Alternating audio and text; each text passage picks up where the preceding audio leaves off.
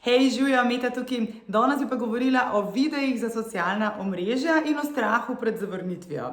Kar mi je v bistvu en tak zanimiv paradoks. Ljudje se bojijo objavljati svoje videe na socialnih omrežjih ravno zaradi strahu pred zavrnitvijo. Češ, kaj bodo pa drugi rekli, a bodo ta video sprejeli, a se jim bodo zdeli moji nasveti všeč, a bodo pač ploskali, ne, a bodo rekli, o moj bog, tega pa nikoli več nočem videti. Skratka, kaj se bo pa zgodilo, ne?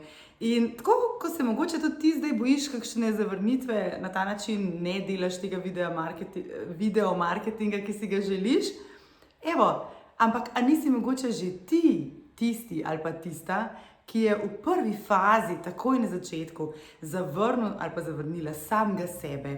To pomeni, ti si tisti, ki si sam sebi povedala, ne, nisi dosti dobra za video, ne, nisi dosti lepa za video, ne, nisi dosti pametna za video, ne, Bog pomagi, tega pa res ne smeš dati v javnost, ne.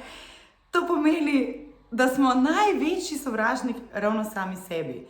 To pomeni, da pravzaprav, če nisi pripravljen ali pripravljena biti sam sebi največji motivator, biti v svoji ekipi in se podpirati v tem, kar hočeš narediti. Če ne ploskaš samo sebi, pa ne, da si zdaj narcisoidno zaljubljen sam vase in da si kar navdušen nad vsem, kar počneš, čisto v redu je imeti neke kritične meje oziroma sposobnost kritičnega razmišljanja in neke nivoje pač kvalitete, ki jih zasleduješ, ne? Ampak vseeno, če ne igraš za svojo ekipo, potem je mogoče najboljše kar pospraviti vse skupaj pa se iti zaposliti pri konkurenci.